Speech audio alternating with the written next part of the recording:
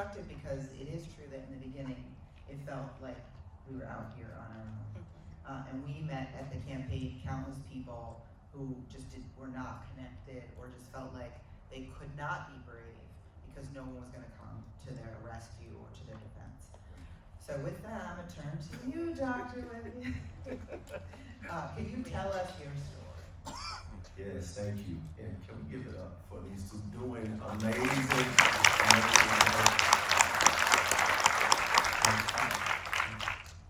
I'm grateful. And you'll understand why after you hear me for a little bit. Y'all, James Whitfield, I love public education.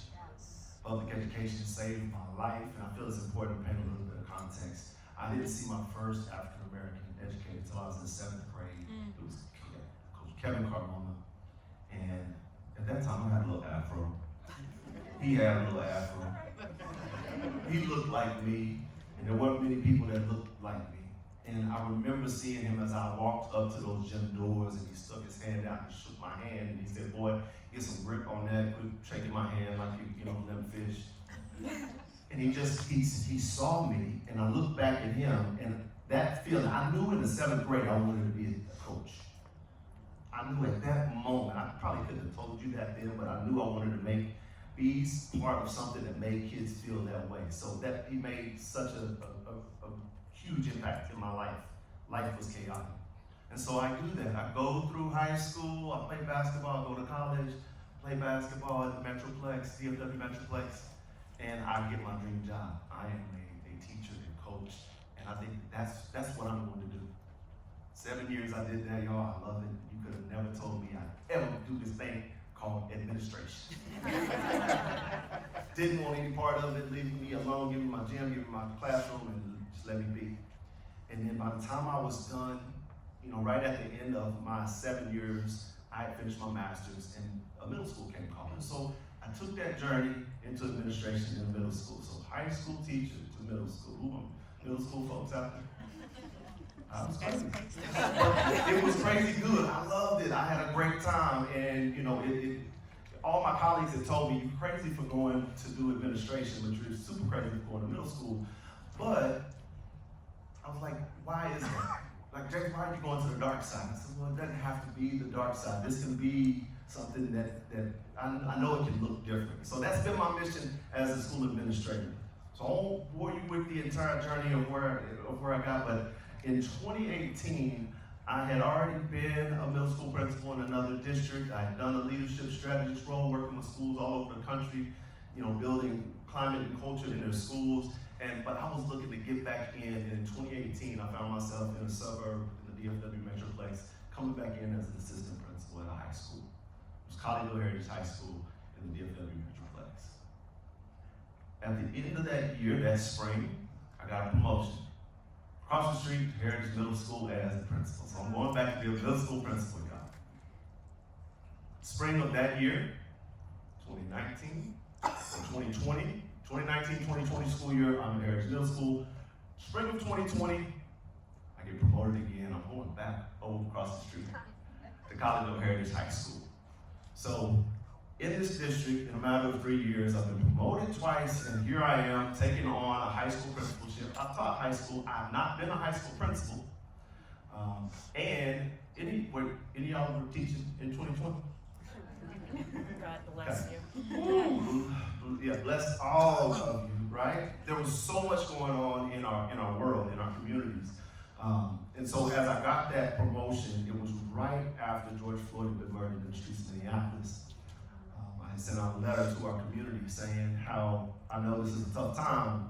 Systemic racism is right in our face. We know we're gonna have tough conversations, but here we are. We're gonna do this. We're gonna do this together. I'm here for you. Got positive feedback. Nothing but positive feedback. We go through the school year trying to do different modalities, in-person, remote. Kids saying, "I need to stay remote," but they really just want to come whenever they want to go. Anybody dealt with that? Can I get an amen?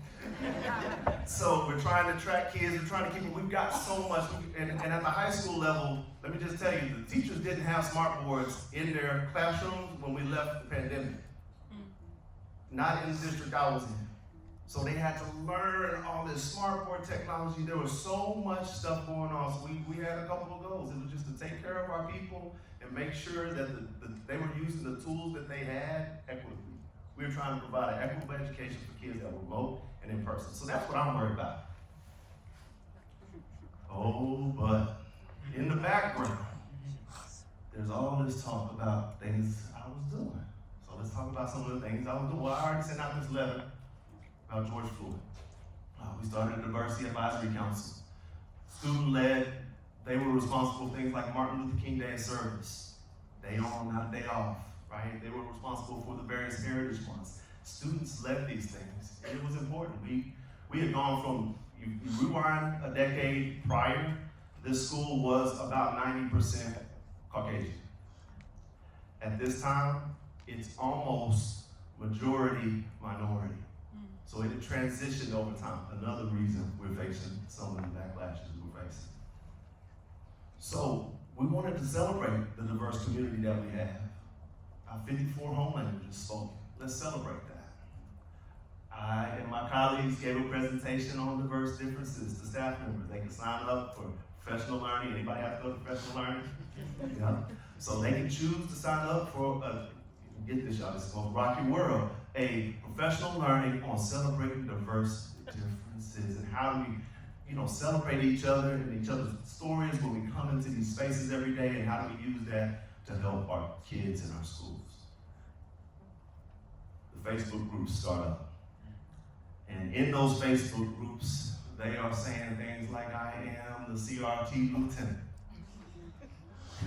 This is quotes. I'm there to destroy and disrupt the schools. I didn't say it, but I was the first African-American principal in the school's history.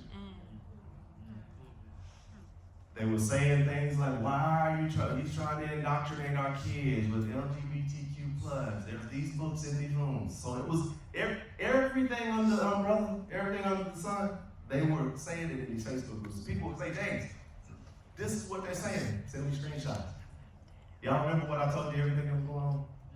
As a high school principal, I was like, that is crazy town. I am not dealing with that. I'm not going down that path. We are focused on kids.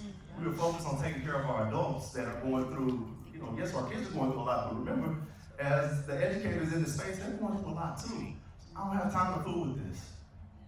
Throughout that school year, there's dozens of FOIA, Freedom of Information Act requests on my email, on social media.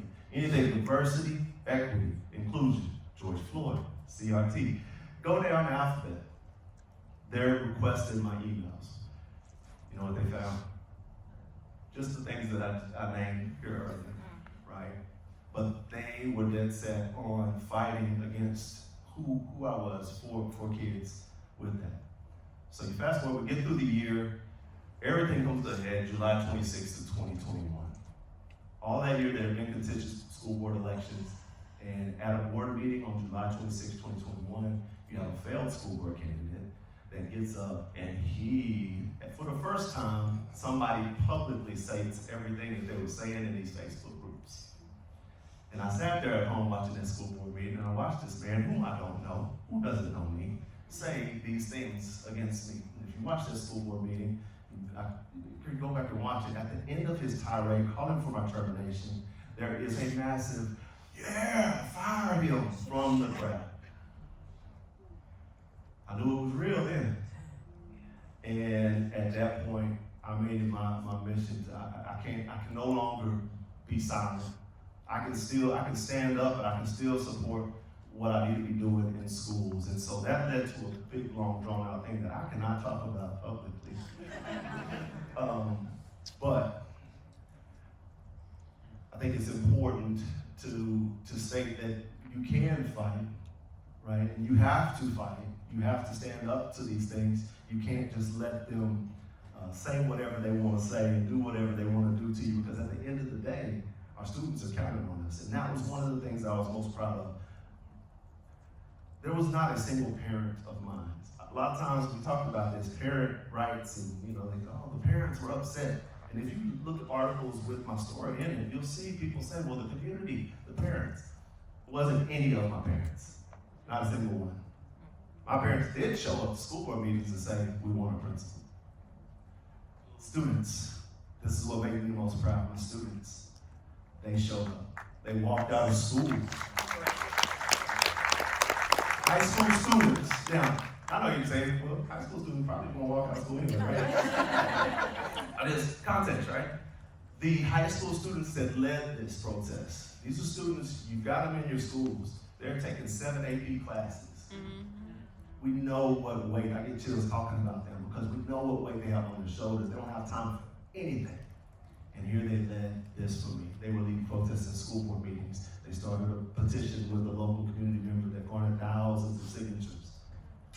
So that's what meant the most to me because I knew it's sometimes it can be hard when you're in that situation. You're like, all these people are coming at me, attacking me. You know they don't know you. But at the same time, you're getting attacked. But then seeing the kids step up and seeing them be supportive, that meant the world to me. So there's my story in a nutshell.